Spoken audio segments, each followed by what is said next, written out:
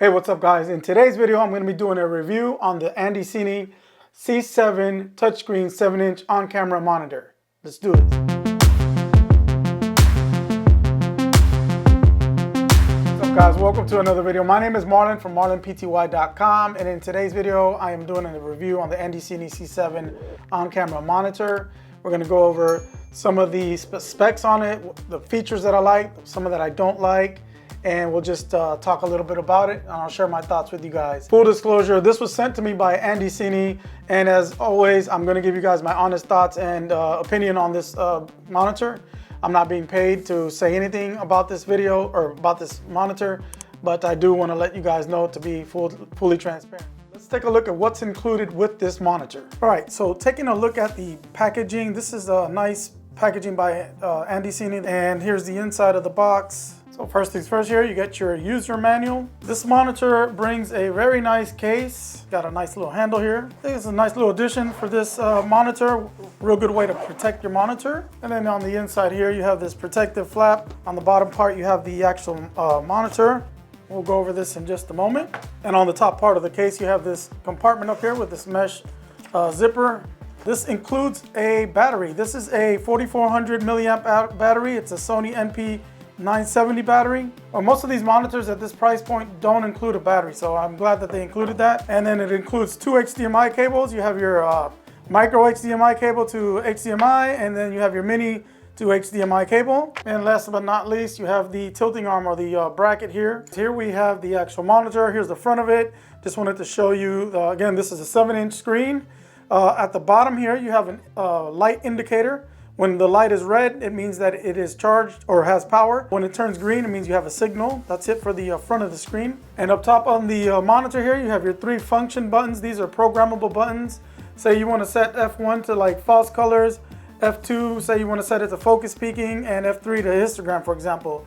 You can do that, or you can set them up however you like. In the center here, we have this light sensor, which is a really neat feature. And what this sensor does is that it automatically dims the screen for brightness according to the ambient light. Over here on the right side, you have your menu wheel, so you can operate your menu this way if you don't want to use a touch screen.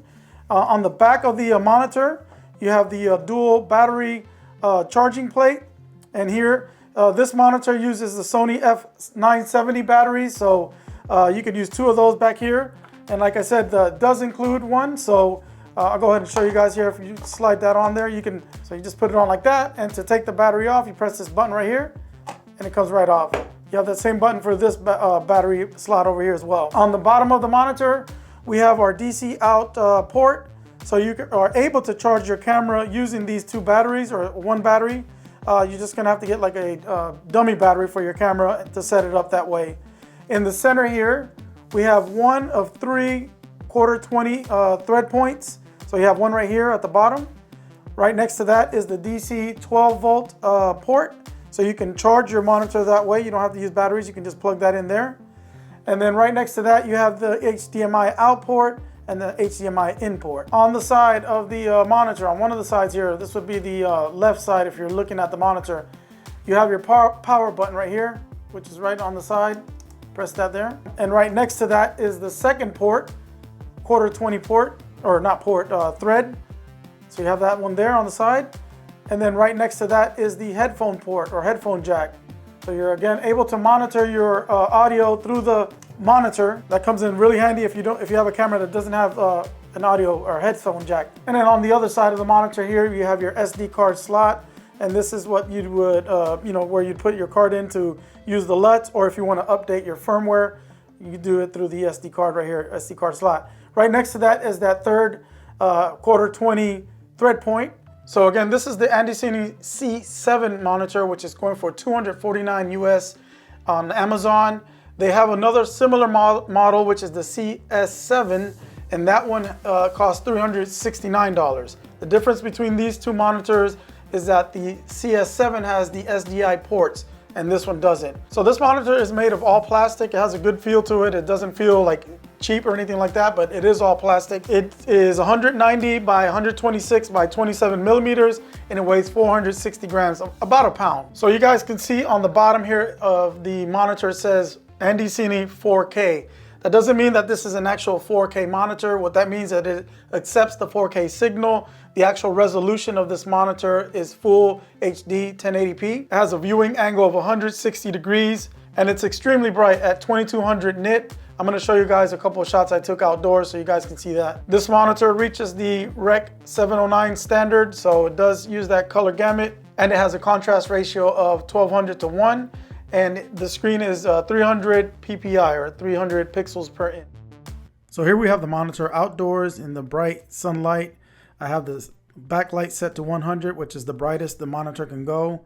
And as you guys can see, it looks really nice and clear, very bright. So here I'm adjusting the brightness or the backlight setting on the monitor all the way down to its lowest setting, which is 1. But since we have that light sensor up top, the screen automatically adjusts and it brightened up on its own. Here I have the FieldWorld F6 Plus monitor, which is a 500 nit monitor next to the C7. As you can see here, we both have them set to the max of backlight setting of 100.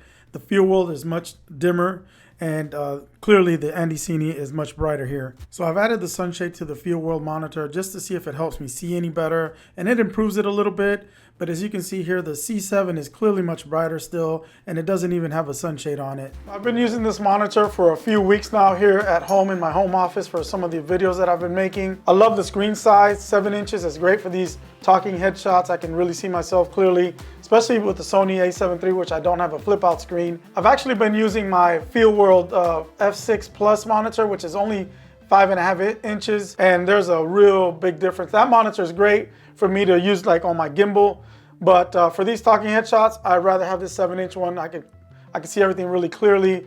The screen is extremely bright. As I showed you guys earlier, the difference between 500 nits and 2200 nits is insane. So this monitor is touchscreen, and I'm gonna just show you guys real quick. If you double tap on the screen, you'll get the side menu right there. You tap it, you get rid of that. If you just swipe up, you'll get the shortcut menu, which is down here, and you can navigate that way. You could also pinch to zoom in and out, as you can see there.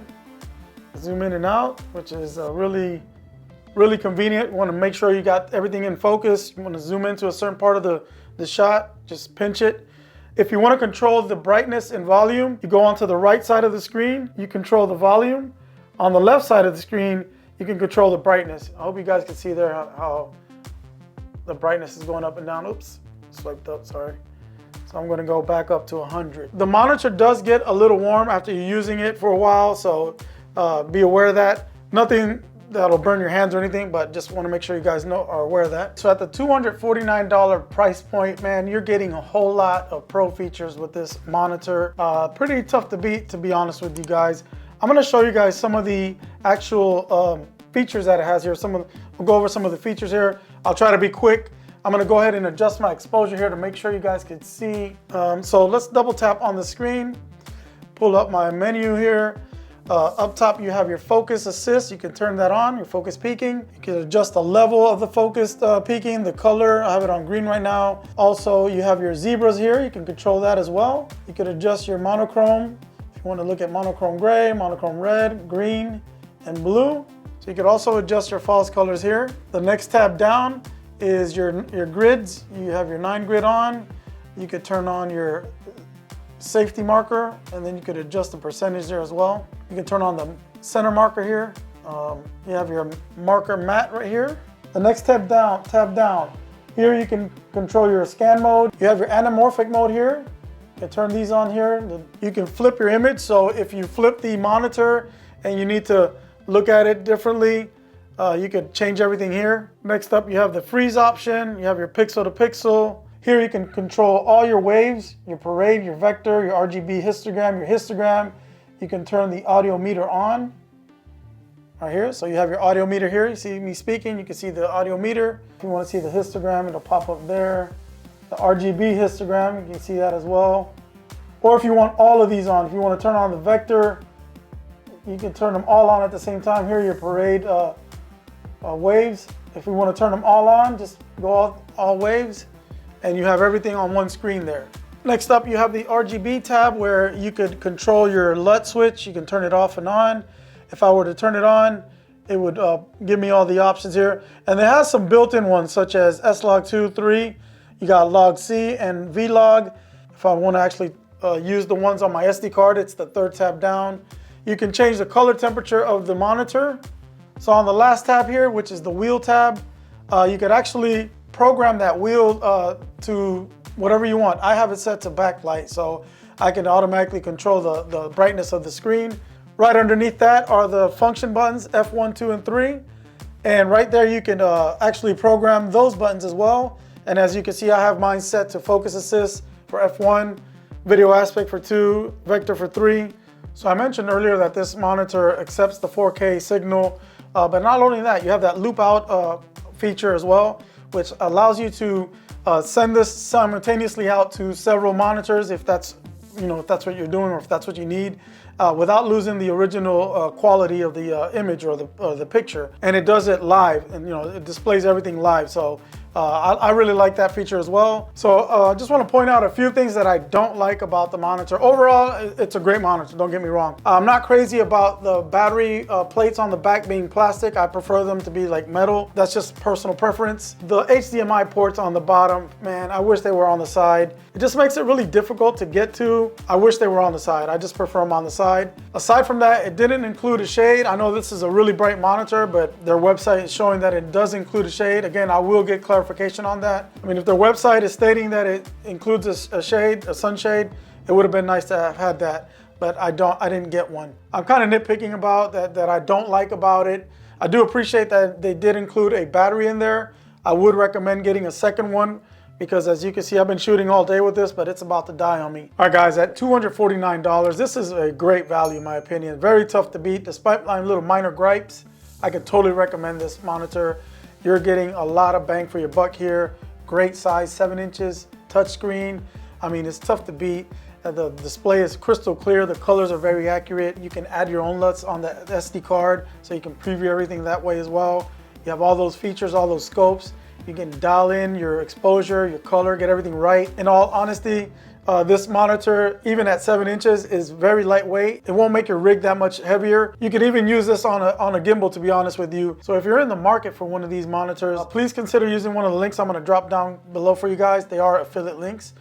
They're not gonna cost you any additional money, but I will get a little kickback, and that is greatly appreciated for me and my channel here. So if you have any questions about the monitor, anything that I didn't cover here, make sure you drop a comment down below, and I'll get back to you guys in the comments there. Make sure you subscribe, like, and turn on that notification bell, and I will see you guys in the next video. Check out these other monitor reviews that I've done, and take care, guys. Peace.